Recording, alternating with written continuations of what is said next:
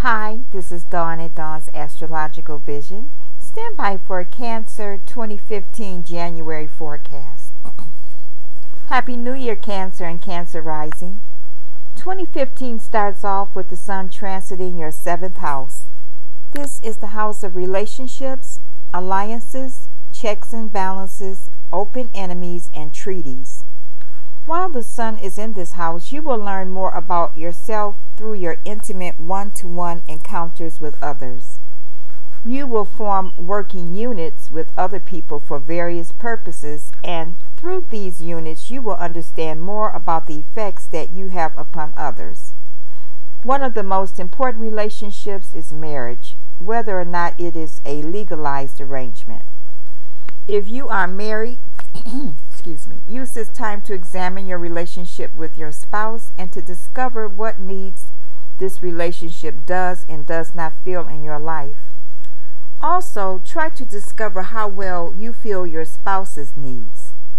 After the 21st, the Sun moves into the 8th house of secret drives, wills, inheritance, debts, taxes, and insurance.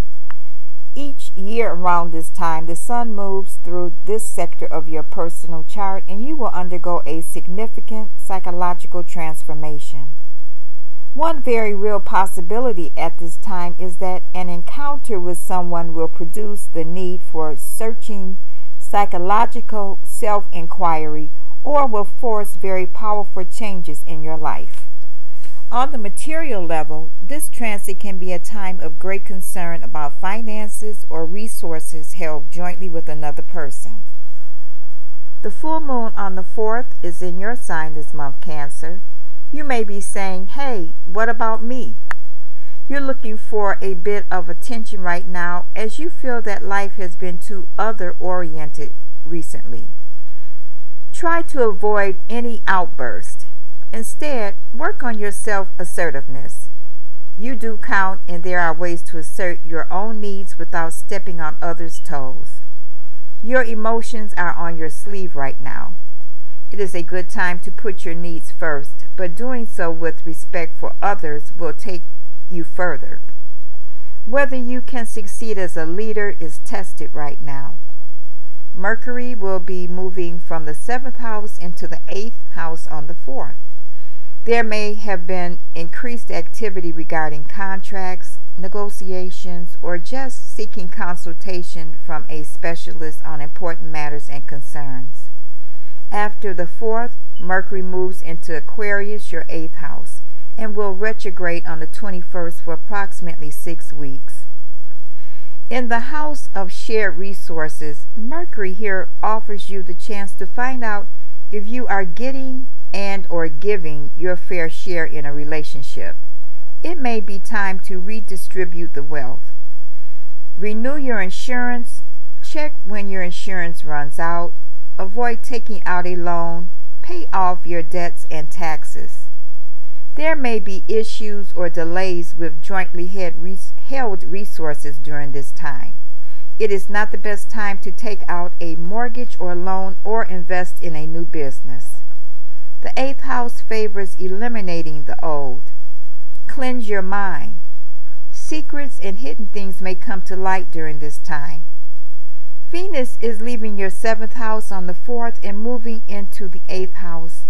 A transit of Venus to the 8th house can intensify the emotional and sexual exchange which a person has with another. It is a transit which tends to remind a person of his true needs as well as his fears and vulnerabilities. When Venus is operating through the 8th house, it is common for a person to attempt to safeguard his relationship by overlooking their own needs and focusing instead upon those of his partner, even though his own yearning for unconditional love is so strong. Excuse me. Mars will be transiting your 8th house in the beginning of January and will be finishing up the cycle involving insurance, debts, and resources held by or jointly with others. Both literally and figuratively, there may have been a death to an old order and the birth of a new one. Mars' movement into the ninth house will generate more creative intellectual work than usual. This is a favorable time to put all your energy into expanding your mind. Expand and enlarge your present belief. The ninth house is also the house of law and the courts. If other aspects in your personal chart agree, there can be some legal difficulties. Jupiter is still in the sign of Leo, your second house, and is retrograde until the 7th of April. Jupiter is traditionally referred to as the great good fortune, perhaps due to it being the largest planet in the solar system. However, Jupiter is retrograde and Lady Luck appears to have left town. When it retrogrades, the so-called conveyor belt stops working. This is the time to ask the questions: are your finances and possessions in order? And how important are they?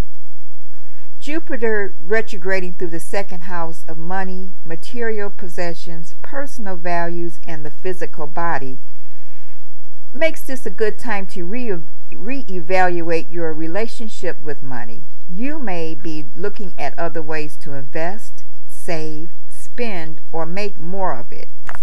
You may hire a personal trainer and work on sculpturing your physique. Saturn is now in your sixth house for approximately 2.5 years, with a brief retrograde back into Scorpio from June to September. During Saturn's transit in your sixth house, this is a critical time in your development. When Saturn leaves this house and crosses the seventh house cusp, your efforts to attain your goals and ambitions will begin to bear definite fruit if you have handled this house properly. You need to put everything in order so that you will make the maximum impact. Consequently, this is a time of very heavy responsibility and hard work. At times, your responsibilities may seem overwhelming and you may not feel equal to the challenge. Conserve your energy now in order to devote yourself more efficiently to whatever must be done. If you scatter or waste your energy, you will not have enough. The sixth house is also the house of health, and this Saturn transit means that you must attend to your health. Treat your body as a tool that has to be well cared for in order to achieve its desired purpose. Thank you for listening and all the subscriptions to Dawn at Dawn's Astrological Vision, and have a wonderful month, Cancer.